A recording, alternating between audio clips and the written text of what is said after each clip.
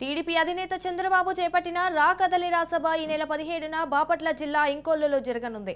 25 ఎకరాల్లో జరగనున్న సభ ప్రాంగణానికి ఏర్పాట్లను స్థానిక ఎమ్మెల్యే ఏలూరి సాంబశివరావు పర్యవేక్షిస్తున్నారు. అయితే దేవాదాయ శాఖ అధికారులు ఫిర్యాదులు చేశారనే కారణంతో సభను పోలీసుల ద్వారా ప్రభుత్వం అడ్డుకునే ప్రయత్నం చేస్తున్నారని, ఎవరు ఎన్ని అడ్డంకులు సృష్టించినా సభ విజయవంతంగా నిర్వహిస్తామన్నారు. సభకు 1,00,000కు పైగా ప్రజలు వస్తారని ఎమ్మెల్యే ఏలూరి సాంబశివరావు చెబుతున్నారు. దీనిపై మరింత సమాచారం సభ ప్రాంగణం నుండి మా ప్రతినిధి సురేష్ అందిస్తారు. చేపట్టిన రా కదలిరా ప్రోగ్రాం రేపు బాపట్ల జిల్లా పర్చూరు నియోజకవర్గంలోని ఇంకోల్లో జరగనుంది. ఇప్పటికే ఈ సభకు సంబంధించి అన్ని ఏర్పాట్లు పూర్తవుతున్న పరిస్థితి ఉంది. మరింత సమాచారం మనతో మాట్లాడడానికి పర్చూరు ఎమ్మెల్యే ఏలూరు సాంబశివరావు గారు ఉన్నారు. ఆయన అడిగి తెలుసుకునే ప్రయత్నం చేద్దాం. సార్ చెప్పండి, సభకు సంబంధించిన ఏర్పాట్లు ఎలా జరుగుతున్నాయి?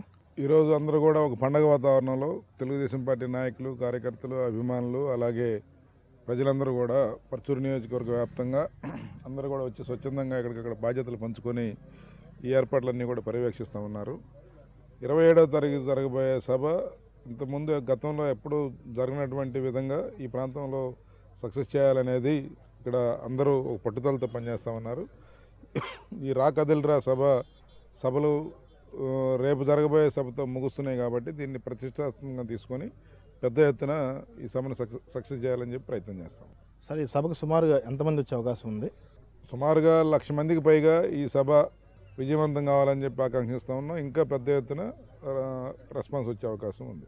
ప్రధానంగా అధినేత చంద్రబాబు నాయుడు గారు ఈ సభలో ఏ అంశాల గురించి మాట్లాడచ్చు? ఈ 4 సంవత్సరాల 9 నెలల ఒక రాక్షస పరిపాలన ఏ విధంగా ఈ రాష్ట్రంలో నడిచింది, దీని ద్వారా ఏ వర్గాలు ఏ విధంగా దెబ్బతిన్నాయి, సాధారణ ప్రజల నుంచి రోజువారీ కూలీ వరకు ఏ విధంగా ఈ ప్రభుత్వం యొక్క అసమర్థత వలన, అవినీతి వలన, చేతగానితనం వలన సఫర్ అయ్యారు, వారి జీవితం ఏ విధంగా ఇబ్బంది పడుతూ ఉంది. ఈరోజు బిడ్డల భవిష్యత్ తరాల చిన్నారుల భవిష్యత్తుకి పెనుముప్పుగా ఈ ప్రభుత్వం తయారైంది.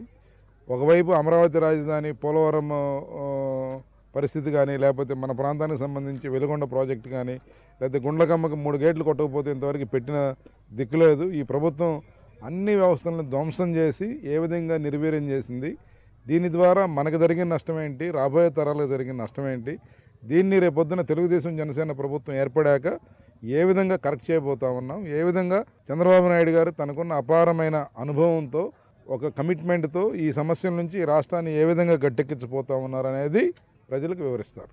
ప్రధానంగా పర్చూరు నియోజకవర్గం సంబంధించిన మేజర్ సమస్యల మీద చంద్రబాబు నాయుడు మాట్లాడే అవకాశం ఉందా? వారికి గతంలో కూడా చాలా సందర్భాల్లో ఇక్కడ నివేదించడం జరిగింది. ఖచ్చితంగా వాటి మీద కూడా వారు స్పందిస్తారు. అంటే మెయిన్గా ఇంకోటి కూడా వినిపిస్తుంది, అంటే అధికార పార్టీ పోలీసులను అడ్డం పెట్టుకొని కొంత ఈ సభని ఆపే ప్రయత్నాలు చేస్తున్నాయని చెప్తున్న టాక్ అయితే వినిపిస్తుంది. దీన్ని మీరు ఏ విధంగా చూస్తారు?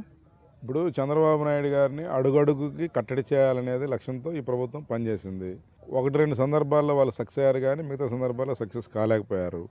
ఈరోజు చివరి సభ ఇది రా కదలిరా, కన్సాలిడేట్ అవుతూ ఉంది. ఇంప్రెషన్ అంతా కూడా నెగిటివ్గా ఉంది గవర్నమెంట్ మీద. ఇట్లాంటి కుట్రలు చేసే కదా వీళ్ళు అధికారంలోకి వచ్చింది. అధికారం తర్వాత ఈ 4.5 సంవత్సరం గవర్నమెంట్ కూడా నడిపింది. కాబట్టి అవన్నీ కూడా ప్రజలు అర్థం చేసుకున్నారు. వీటన్నిటిని అధిగమించి సభ అద్భుతంగా జరుగుతుందని చెప్పి మేము ఆశిస్తాము. మరోవైపు కనిగిరి టీడీపీ ఇన్ఛార్జ్ మాజీ ఎమ్మెల్యే ముక్కు ఉగ్రనరసింహారెడ్డి గారు ఉన్నారు.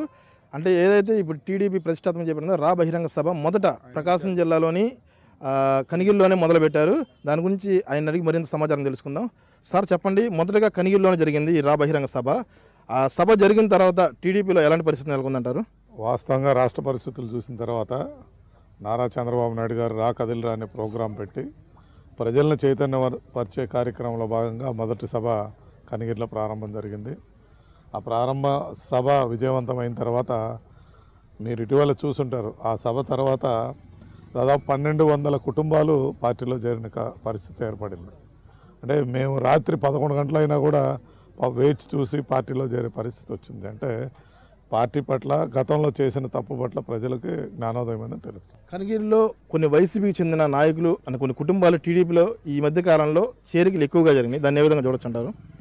ఆ రా కదిలిన సభ తర్వాత రాష్ట్ర ప్రజలు ఏం నష్టపోతున్నారు, భావితరాల బిడ్డలకు ఏ విధమైన భవిష్యత్తు చంద్రబాబు ఇస్తారని అక్కడ వివరించారు. కాబట్టి ఆ తర్వాత నుంచి ఆ పార్టీలో చేరికలు కూడా ఎక్కువ మొదలైన తెలియజేస్తారు. అయితే కొంత వైసీపీ నాయకులు అధికారులను ప్రలోభపెట్టి ఈ సభని చంద్రబాబు నాయుడు సభని ఆపే ప్రయత్నాలు చేస్తున్నప్పటికీ అది జరగదని చెప్పి ఇక్కడ పర్చూరు ఎమ్మెల్యే ఎవరైతే ఉన్నారో ఏలూరు సాంబశివరావు చెప్తున్న పరిస్థితి ఉంది.